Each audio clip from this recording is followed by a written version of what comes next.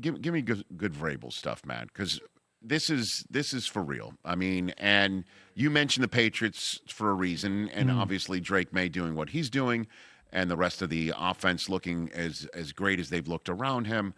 But Vrabel adding his greatness to the mix here. I know you love him. What do you think he's adding to this mix, or knowing him as well as you do? You know, when we went during our little training camp tour for Bussin with the boys, we went to the Patriots, and I think we both walked away from that being like, "Hey, they're going to be better than they were last year." But from a talent standpoint, I don't think their rosters is put together. We were saying they'll be fighting for number 2 in the division. Yeah, they'll be fighting for number 2 in the division.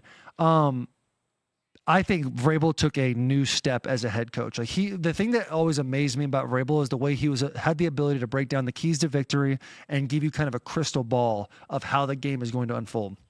When he was at the Titans, we would play superior opponents. We play the Chiefs. We played teams that had much more talent than we had at that moment. Right. And the conversation was always, "Hey, you're not just going to walk into Sundays and win the game. I'll tell you how this game's going to go." And he would break down the first, second, third, and fourth quarter.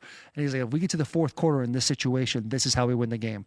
And there was a handful of times where he called it exactly as if he was traveling back in time. And it's those types of things that he has the ability to do with guys like John Stryker, Stretch, he called him, which I joke as his assistant. But those two together and their ability to put game plans together, it's pretty incredible what they're doing in New England right now. Yeah, and it's also funny, too. We were on the air with you live when Vrabel got fired. Yeah. Oh, yeah, I forgot about that. And so from that moment to now, it's just crazy what a ride it's been. Mm-hmm. Yeah, if you're the Tennessee Titans, if you're the ownership there, you are punching air every single time the Patriots step on the field because they look incredible right now. And to build on Taylor's point, the way he's able to paint that picture of how you're going to win a football game, him doing that so well, like even Josh Allen, he plays him again this weekend. But when we play the Bills and he talk about, hey, you got to get Josh, what is it, rolling left? Yeah. He quarterbacks where you got to affect the pocket. You're playing Lamar Jackson. This guy, you got to make him throw outside the numbers. Here's how we're going to attack Baltimore in the run game. Like all the my apologies. All the things you have to do to paint that picture of success for just we're not going to show up and win on Sunday. Combined with the fact of we've been on the teams where you're winning. When you went on the AFC Championship run, when we went 11-5 that one year and ended up losing in the playoffs to Baltimore. But when you're feeling that energy of Vrabel, seeing it take place with the Patriots so soon, so early, like with their tight end Hunter, Drake May, Stephon Diggs, the relationships, you see that is there, the culture that he brings in when you are winning. Seeing that take place in New England, we're not surprised that they're sitting at the top of the division. Is he more touchy-feely right now by like shaking? Did he always shake everybody's hands going in the locker room with you guys? Oh yeah, he would stand outside the tunnel. He did Absolutely. That they were in Tennessee. Vrabel knows where the cameras are. Nice. He's very aware. I'm very aware. Not that, but even he's as going a up player, to guys on the sideline, like putting arms around guys or putting hands on the shoulder pads. I didn't know if I saw. He did it at times. I do think if 2018 though. He did not. Right. If he's self-scouting himself, he did it with certain guys, but I think he understands how much he affects his players, like whether or not they're having a good game or a bad game, like what his emotion does. So I feel like with you, I've kind of observed and noticed the same thing to where he's always kind of keeping that rallying energy now out in New England, and you see it kind of permeating. You like that? Oh, you like that? Dude, it's permeate. It's a little. Well, I think I know that. I think I'm permeating to you right now. Yeah. Yes. That's what I'm doing. I'm thinking. Okay, I kind of got out of my depths with that word. No, you nailed it. Hopefully, I said stuck it the landing. correctly. No, you stuck the landing. But you see that happening. Yeah, because I don't know. It just seems like maybe he's just as intense and he's just as demanding, but he's turned the red ass down from like maybe 11 to like 9. And we're always in the media looking for that sort of stuff, like Tom Coughlin, right? When Coughlin got all of his players together and he handed stuff off to them, and they're basically saying, you're being too much of a hard ass. Okay, let us handle a little bit more of the emotional piece of this, and let's get you guys, coach and players, a little bit more closer on the same level. Yeah, I'm wondering if there's just a little piece of that. You mentioned self-scout, a guy getting his second coaching opportunity just from afar. He's still, when he came on the show, he still was needling me. You know what I mean? Like, he's still the same guy. Yeah, he's still one of the boys. He's always going to be, in every conversation, he's going to be the alpha. He's going to dictate the conversation. If you go in, you're laughing and joking around, he doesn't feel like that, buddy, you're going to get checked very, very fast. And it's not like a smooth, soft landing. That's abrupt. All right, that's like you watch the Crash Cars test dummy type thing. But 2018, when Vrabel first came into the Titans versus when my last season with him was 21, completely different coach from being a little more massaging, a little more like once he instills the culture that he thinks is acceptable for championship football, that's when he starts to back up a little bit and allows his leaders to lead. But the 2018, for sure. When there were guys ready to rally. Yeah, my second stint, I didn't know when he's joking with me. I almost never knew how to take it because I'm like, do I laugh with him at this? I know he's busting my balls, but the image I had and relationship I felt like I had with him in that first year was way different. But he's a guy who's able to do it because every player views him in such a way. Because again, he played 14 years in the league?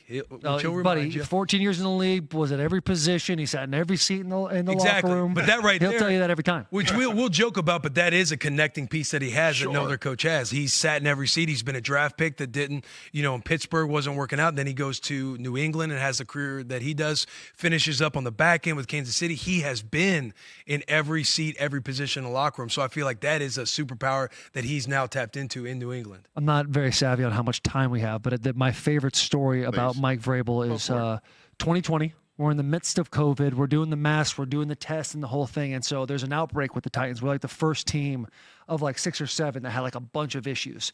So we go to Zoom calls. We're supposed to play the Steelers. 4 or 5 days takes place. Guys keep getting positives over and over and over again to where the league says, hey, this is now your bye week.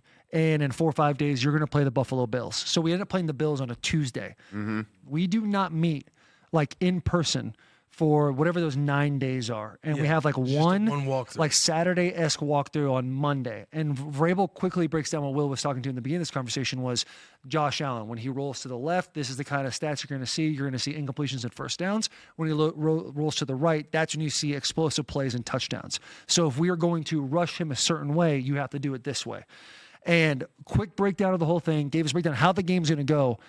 We smacked the Buffalo Bills. We smacked them to the point where it's like, you ain't got to practice anymore. Like, we're talking about, hey, like, Will's running off the field. Like, this ass beating was brought to you by Zoom. Like, we're out there. It was like, we sat there. We got to win the Braves. I was like, we got to practice. Hey, he's like, so we don't got to practice anymore, right? We can just go to the park with our position. He's sitting there.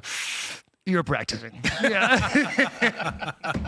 And that was, that's the leadership that he has. I hate how much we've kind of loved on him on this because he's sitting there right now calling stretching and being like, look at these clowns. That's our boy. Yeah. Hey, Vrabel, you are our boy. We're friends, man. Yeah, my wife got our youngest son, who's a diehard Patriot fan, a Ready, Willing, and Vrabel T-shirt for the holidays. I love that. And he wore it to school the other day, and he's just out of his mind. That's another Patriot fan there that's out of his mind. I'm married into a whole family of Patriots fans who have lost their minds because it is real.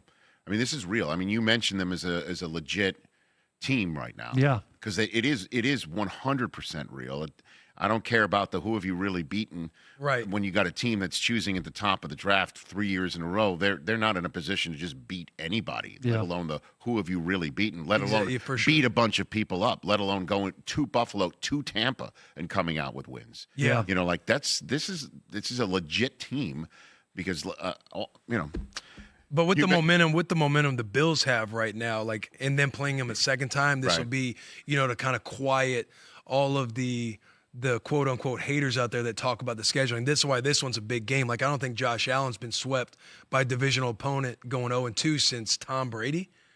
So Tom Brady when he was with the Patriots. So. Yeah, and again, Brady and the Patriots. Brady was a first-time starter in his second year for a coach getting his second crack at it, and then nobody expected them to keep winning and winning. Like, let them go to the Super Bowl and maybe play the Rams. Everything is kind of going in a direction that feels a little deja vu-y. What a spoiled fan base, huh? You guys? What?